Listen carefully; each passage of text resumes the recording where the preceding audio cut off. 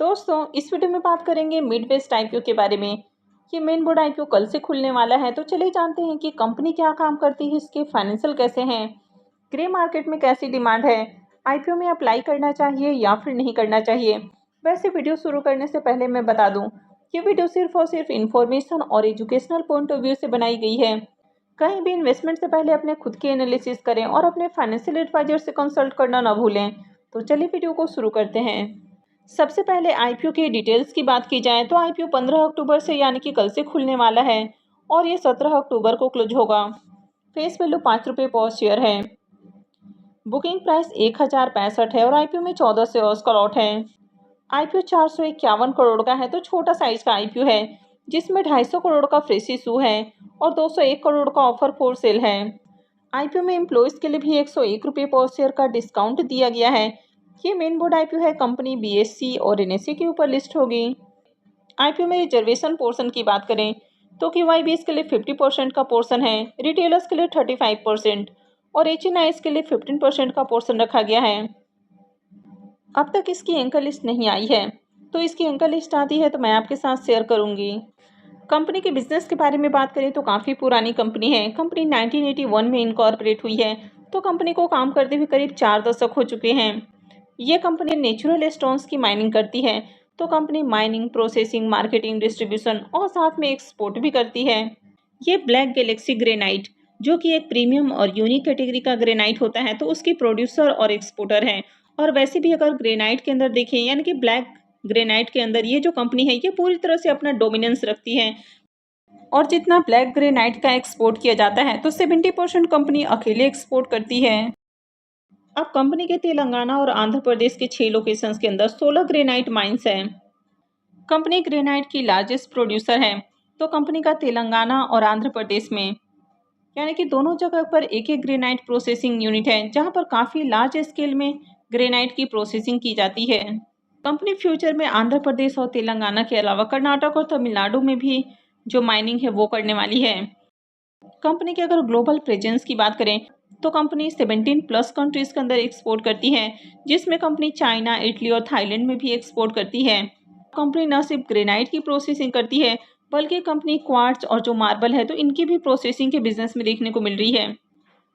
तो कंपनी के अगर ओवरऑल बिजनेस को देखें तो कंपनी का बिजनेस अच्छा है। कंपनी इंडिया के अंदर लार्जेस्ट एक्सपोर्टर है। कंपनी के अगर फाइनेंशियल को देखें तो कंपनी ने फाइनेंशियल 23, 24 और 25 का कंप्लीट फाइनेंशियल दिखाया है और फाइनेंशियल 26 के एक क्वार्टर का फाइनेंशियल पेश किया है। तो कंपनी के अगर एसेट को देखें तो कंपनी का एसेट कंटिन्यू इंक्रीज हुआ है। 23 में एसेट 656 करोड़ का है, 24 में बढ़ के 757 करोड़ और फाइनेंशियल 25 के अंदर 1058 करोड़ का एसेट है। फाइनेंशियल 26 के एक क्वार्टर में 1082 करोड़ का एसेट है। इनकम को देखें तो फाइनेंशियल 23 में कंपनी का इनकम 522 करोड़ है, 24 में बढ़ के 603 करोड़ और फाइनेंशियल 25 में 643 करोड़ का इनकम है और फाइनेंशियल 26 के क्वार्टर में 146 करोड़ का इनकम है। तो कंपनी का इनकम कंटिन्यू इंक्रीज हो रहा है। प्रॉफिट को देखें तो फाइनेंशियल 23 में कंपनी का प्रॉफिट जहां 54 करोड़ का है, 24 में बढ़ के 100 करोड़ और फाइनेंशियल 25 में 133 करोड़ का प्रॉफिट है।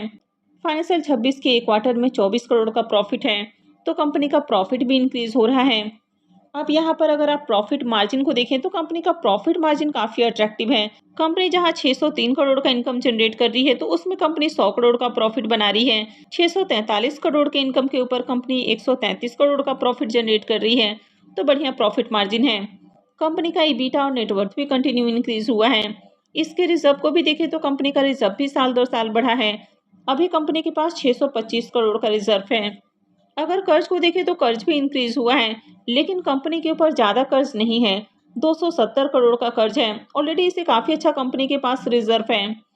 हालांकि यहाँ पर कंपनी जो फंड रेज करने वाली है तो उसमें से 53 करोड़ 80 लाख रुपए कंपनी कर्ज के भुगतान के लिए खर्च करेगी, तो आगे कंपनी का कर्ज और कम हो जाएगा। यानी कि कंपनी का जो ओवरऑल फाइनेंशियल है ये बढ़िया है। अब कंपनी की अगर मार्केट कैप को देखें तो 3851 करोड़ की कंपनी है, यानी कि स्मॉल कैप साइज की कंपनी है। ROE 19.42 का है तो ROE अच्छा है। ROC भी 18.84 का है तो ये भी अट्रैक्टिव है। डेट टू इक्विटी रेशियो 0.43 का है तो ज़्यादा डेट नहीं है कंपनी के ऊपर। रिटर्न ऑन नेटवर्थ 22.11 का है तो ये भी अट्रैक्टिव है। पैट मार्जिन 17.17 का है तो ये भी काफ़ी अच्छा है। ईबीटा मार्जिन 27.43 का है। प्राइस टू बुक वैल्यू 6.50 का है। अब यहाँ तक तो आपने देखा कि कंपनी का बिजनेस अच्छा है, फाइनेंशियल भी अट्रैक्टिव है। लेकिन अगर कंपनी के पी मल्टीपल को देखें तो कंपनी 27.01 के पी के ऊपर आईपीओ लेकर आ रही है, यानी कि कंपनी ओवर वैल्यूड प्राइस के ऊपर आईपीओ लेकर आ रही है। वैसे भी आपने देखा कि 5 रुपये के फेस वैल्यू के ऊपर कंपनी 1065 रुपये के प्राइस के ऊपर आईपीओ लेकर आ रही है, यानी कि आईपीओ का जो प्राइस है ये एक्सपेंसिव रखा गया है।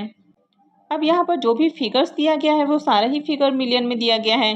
तो कंपनी 127 करोड़ रुपए अपने सब्सिडरी जहाँ पर कि क्वार्ट्ज की प्रोसेसिंग होती है तो उस प्लांट के ऊपर खर्च करने वाली है। 25 करोड़ 75 लाख रुपए कंपनी इलेक्ट्रिक डंप ट्रक के ऊपर खर्च करने वाली है। 3 करोड़ 25 लाख रुपए कंपनी सोलर एनर्जी के अंदर खर्च करने वाली है। कंपनी अपने प्लांट का मॉडर्नाइजेशन कर रही है, यानी कि माइनिंग के लिए भी कंपनी सोलर एनर्जी का यूज कर रही है। इसके अलावा 53 करोड़ 80 लाख रुपए कंपनी रीपेमेंट और प्रीपेमेंट के ऊपर खर्च करने वाली है। बाकी का जो पैसा है वो जनरल कॉर्पोरेट पर्पस के लिए खर्च किया जाएगा। आईपीओ के लॉट साइज को देखें तो आईपीओ में 14 शेयर्स का एक लॉट है और एक लॉट के ऊपर इन्वेस्टमेंट अमाउंट 14,910 रुपये है। आईपीओ में अगर प्रमोटर्स की होल्डिंग को देखें तो अभी प्रमोटर का स्टेक 95.83% है और आईपीओ लिस्टिंग के साथ ही प्रमोटर का स्टेक 84.39% हो जाएगा। आईपीओ के शेड्यूल को देखें तो आईपीओ 15 अक्टूबर से यानी कि कल से खुलने वाला है और ये 17 अक्टूबर को क्लोज होगा। अलॉटमेंट डेट 20 अक्टूबर है, रिफंड डेट 23 अक्टूबर, क्रेडिट डेट भी 23 अक्टूबर है और आईपीओ का लिस्टिंग 24 अक्टूबर को होने वाली है। अब इसके प्रीमियम को देखें तो इसका प्रीमियम आज ही ओपन हुआ है, तो थोड़ी देर पहले इसका प्रीमियम जहां 75 रुपये के ऊपर ट्रेड कर रहा था अभी 104 रुपये के ऊपर जा पहुंचा है। आईपीओ में 14 शेयर्स का लॉट है, तो एक लॉट से 1456 रुपये करीब प्रॉफिट की उम्मीद है।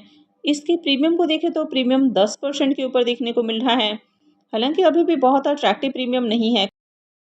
हालांकि कंटिन्यू इसके प्रीमियम में तेजी देखने को मिल रही है, तो उम्मीद है कि प्रीमियम में थोड़ा और जंप आ सकता है। कंपनी के अगर बिजनेस को भी देखें तो अच्छा बिजनेस है। कंपनी इंडिया में ब्लैक ग्रेनाइट यानी कि जो प्रीमियम क्वालिटी के ग्रेनाइट होते हैं तो इनकी लार्जेस्ट प्रोड्यूसर और एक्सपोर्टर है। कंपनी के फाइनेंशियल भी काफी अट्रैक्टिव है, कंपनी बढ़िया प्रॉफिट मार्जिन भी बना रही है। हालांकि कंपनी एक्सपेंसिव वैल्यूएशंस के ऊपर आईपीओ लेकर आई है, तो ये इसमें एक नेगेटिव है।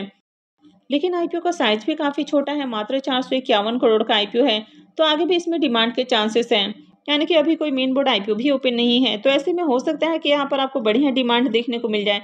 तो अगर आगे आईपीओ में बढ़िया सब्सक्रिप्शन लगता है, प्रीमियम में थोड़ा और जंप आता है, उसके बाद ही कोई भी डिसीजन लेना सही रहेगा।